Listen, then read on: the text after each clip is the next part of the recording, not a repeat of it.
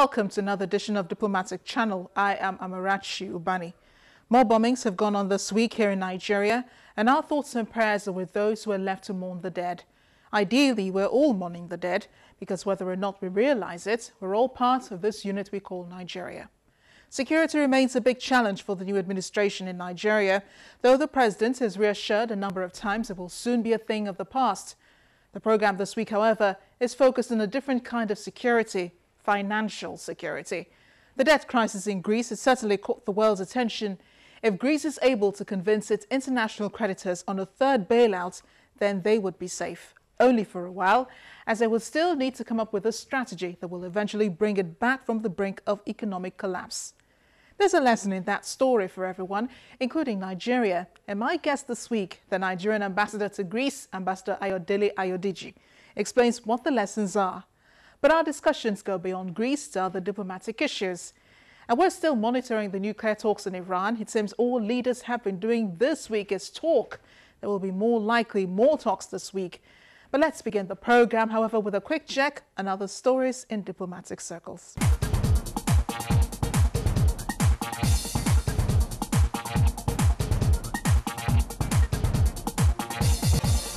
A Greece bailout deal has finally been accepted by Eurozone leaders who voted on Monday that the country will not be leaving the Eurozone. Greece's Prime Minister Alexis Tsipras said after a tough battle, the country had secured a growth package in debt restructuring. Greece will now have to pass reforms demanded by the Eurozone by Wednesday. Colombia's government has promised to de-escalate military action against leftist guerrilla if the rebels can hold up the unilateral ceasefire agreed on last week. President Juan Manuel dos Santos said the announcement is an important step advancing towards agreement.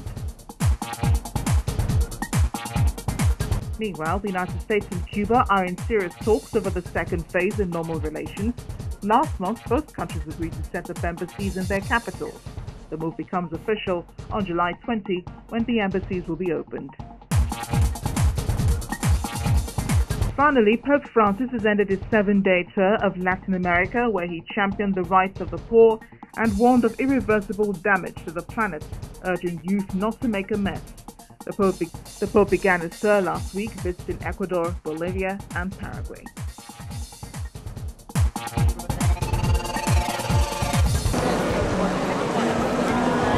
Again, the world is reminded on the massacre that killed 8,000 Muslim men and boys during the Bosnia-Serbian War. The terminology to describe the horror is yet to be defined. Recently, a UN court ruled that the massacre had been a genocide, but many Serbs dispute this. But the memorial, which took place over the weekend, was not an opportunity to trade blame and seek justice. It was to remember the dead. Since the massacre, the West has faced questions over how it allowed the fall of Srebrenica, designed by the UN as a safe haven for Muslim Bosniaks displaced by the war. Here, at this point, they've come to grieve the dead and maybe resolve that such should never happen again. On behalf of my Present at the ceremony was former U.S. President Bill Clinton, who was president at the time of the atrocity. The U.S. at the time brokered a peace treaty that helped end the fighting and enshrined in Bosnia a complicated and unwieldy system of ethnic power sharing that survives today. I grieve that it took us so long to unify all of your friends behind using the amount of force that was necessary to stop this violence. And I'm thrilled that the peace has been maintained. On behalf of my country and from the bottom of my heart, I love this place. I'd never want to see a killing field like this within thousands of miles of here.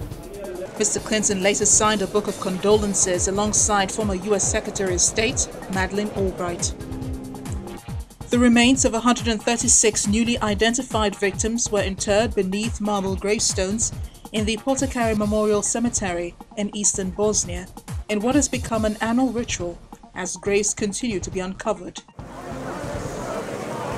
Meanwhile, around 200 citizens from the Serbian capital Belgrade lit candles on Friday on the pavement near the official buildings of the Serbian president, under tight security, marking the eve of the Srebrenica massacres. Demonstrators had originally planned to mark the anniversary in front of the Serbian parliament building with an action called 7,000 on Saturday, where symbolically 7,000 people would have gathered and laid down on the pavement in front of the building, representing the victims.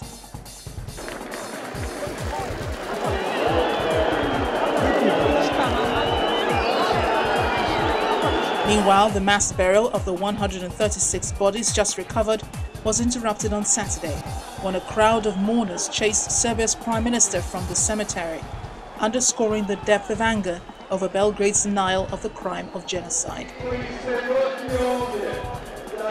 Bodyguards whisked hardline nationalist Aleksandar Vučić through the jostling crowd, which shouted and booed, some throwing stones and bottles.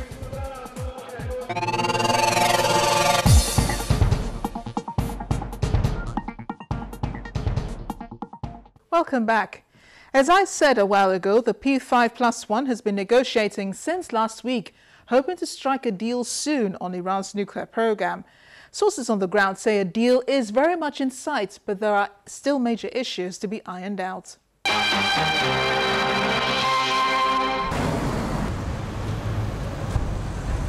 The talks are continuing despite a little distrust sparked by Germany on Saturday, when it said it had reports that Iran was continuing with nuclear activity, despite agreements that they would be put on hold while the talks are going on.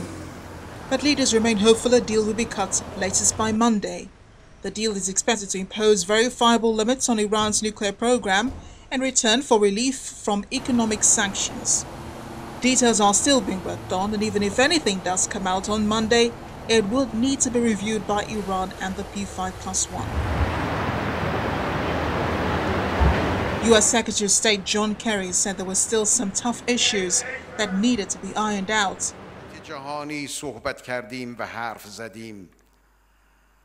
And for Iran, if the nuclear talks succeeded, then the country would have solved its biggest political problem by negotiation and logical argument.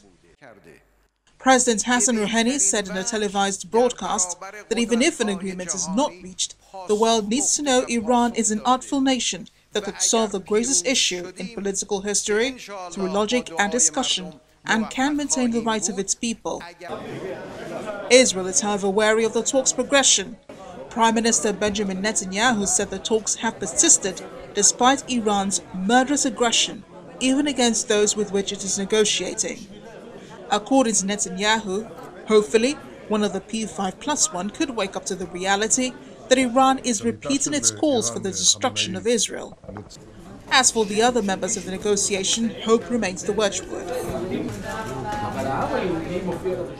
The talks are going on because world powers suspect Iran is seeking nuclear weapons, but Iran says its nuclear program is purely for peaceful purposes. We invited Mr. Amano to go to Iran. The main points on the table have been international inspection of Iran's non-nuclear sites, sanctions relief, and how Iran's compliance will be verified.